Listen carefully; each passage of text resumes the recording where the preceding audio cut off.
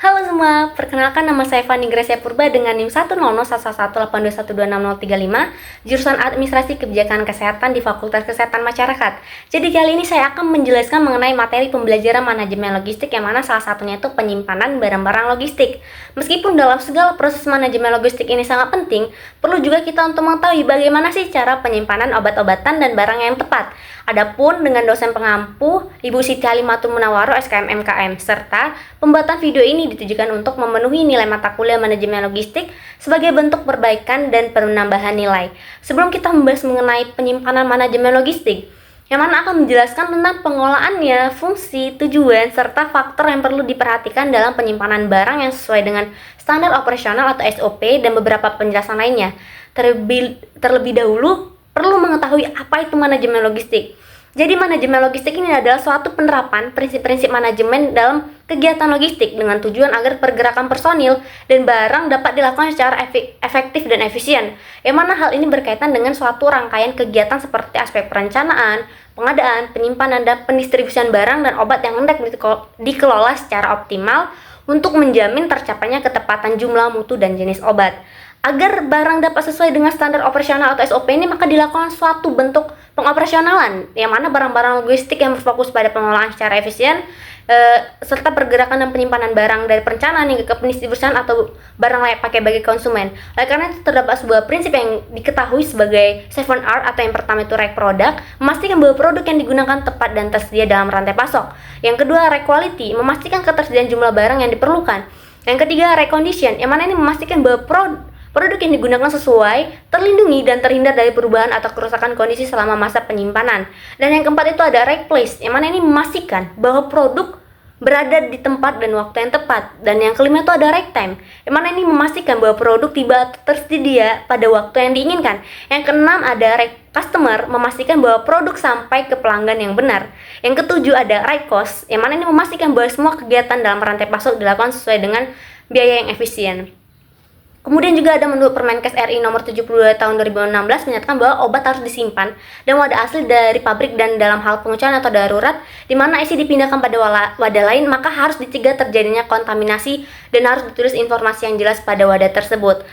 Adapun tata cara penyimpanannya, yang pertama itu obat atau bahan harus disimpan pada dalam wadah yang asli atau wadah pabrik. Dalam hal pengucian atau darurat di mana isi dipindahkan pada wadah lain itu perlu adanya memuat data yang seperti nama obat, nomor batch, dan tanggal kadaluarsanya. Dan yang kedua ada obat atau bahan obat itu harus disimpan pada kondisi yang sesuai sehingga terjamin keamanan dan stabilitasnya. Dan yang ketiga itu ada tempat penyimpanan obat itu tidak dipergunakan untuk penyimpanan barang lainnya yang menyebabkan kontaminasi. Dan yang keempat ada sistem penyimpanan dilakukan dengan mempertahankan bentuk sediaan dan kelas terapi obat serta disusun secara alfabetis, yang mana pengeluaran obat harus sesuai dengan sistem FIFO dan FEVO. Jadi apa itu FIFO dan FEVO? Untuk FIFO sendiri atau biasa disebut dengan first in first out adalah metode yang mendahulukan pelayanan yang masuk lebih dahulu sehingga yang lebih dahulu datang maka lebih dahulu dilayani. Jadi metode FIFO atau first in first out ini merupakan cara pengeluaran persediaan yang digunakan oleh sebuah perusahaan untuk menetapkan harga pokok dari persediaan suatu barang atau produk. Yang kedua itu ada FEVO atau first expired first out, yang mana merupakan metode yang digunakan untuk menyimpan barang. Barang yang terakhir dimasukkan atau disimpan adalah barang yang akan pertama dikeluarkan, karena melihat batas waktu penggunaan bahan makanan atau barang itu tersebut lebih cepat. Jadi metode FEVO ini biasa digunakan pada bahan makanan dan minuman yang terdapat pada masa penggunaannya. Jadi produk dengan masa penggunaan yang terbatas akan diurutkan pada posisi paling depan agar dapat diambil atau dipakai terlebih dahulu. Kemudian juga terdapat beberapa standar penyimpanan obat, yaitu tablet dan kapsul. Untuk penggunaan tablet dan kapsul ini, jangan menyimpan tablet atau kapsul itu di tempat panas atau lembab. Kemudian juga untuk sediaan obat cair dalam bentuk cairan ini jangan disimpan di dalam lemari pendingin atau freezer agar tidak beku kecuali disebutkan pada kemasan obat tersebut. Kemudian yang ketiga itu ada sediaan obat untuk penggunaan obat vagina dan ovula. Jadi untuk penggunaan obat ovula dan atau biasa disebut suppositoria ini disimpan dalam lemari es, karena dalam suhu kamar itu dia akan mencair. Dan yang terakhir itu ada sediaan aerosol atau spray. Sediaan obat ini jangan disimpan di tempat yang bersuhu tinggi karena biasanya dapat menyebabkan ledakan. Jadi untuk standar penyimpanan itu harus disesuaikan dengan masing-masing ketentuan dari penggunaan obat tersebut. Oke, jadi di sini juga saya ada sebuah contoh atau kasus yang mana diketahui dengan pengelolaan dan penyimpanan barang yang tepat dan benar.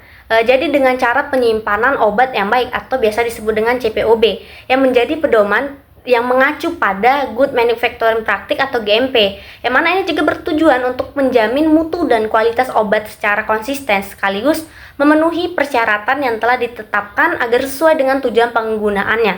Jadi pada penjelasan kali ini saya akan menyampaikan sedikit kesimpulan dari video YouTube yang saya gunakan, yang mana pada penjelasan video ini oleh Bapak Bambang Priyambodo dapat disimpulkan bahwa yang pertama, pada bangunan dan fasilitas penyimpanannya, obat itu tidak boleh dicampur agar untuk mencegah kontaminasi dan kontaminasi silang, serta perlu adanya pencahayaan yang baik. Yang kedua, persyaratan pada gudang. Hendaknya persyaratan pada gudang ini memiliki protap atau prosedur tetap. Jadi suhu dan kelembapan pada gudang harus sesuai, dan tentunya juga harus adanya tempat khusus bagi produk atau bahan dengan status karantina dan dengan status yang bercetak ditolak, serta menggunakan sistem FIFO dan FEVO, dan adanya juga program pest control yang mana harus terdokumentasi. Dan yang ketiga itu ada penerimaan dari packaging,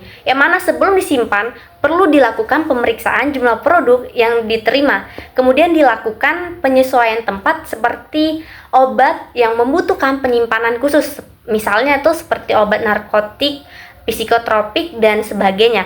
Dan yang keempat, untuk penempatan wadah pengiriman. Jadi perlu adanya pelabelan untuk dapat dilakukan pemantauan karena di luar pengendalian sistem manajemen industri farmasi. Dengan demikian, CPOB ini sangat berguna dalam menjaga kualitas dan kuantitas suatu produk. Kemudian juga saya memiliki sebuah artikel yang mana pada artikel ini berkaitan dengan video tersebut. Seperti pada judulnya, menjelaskan bahwa gambaran penyimpanan obat di instalasi farmasi klinik Pratama Rawat Inap Rumkitban Cilacap.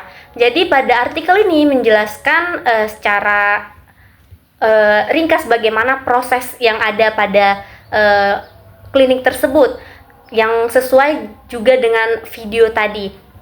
Jadi artikel ini juga memuat beberapa penjelasan yang mana itu pertama ada ketersediaan sumber daya manusianya, itu akan dijelaskan. Yang kedua itu ada prosedur penyimpanannya, kemudian ada proses penyimpanannya yang mana itu memberikan informasi kepada para pembaca sebagaimana pada artikel tersebut dalam proses penyimpanannya. Mungkin itu saja penulisan dari materi yang saya sampaikan dengan materi manajemen logistik penyimpanan. Sekian dari saya.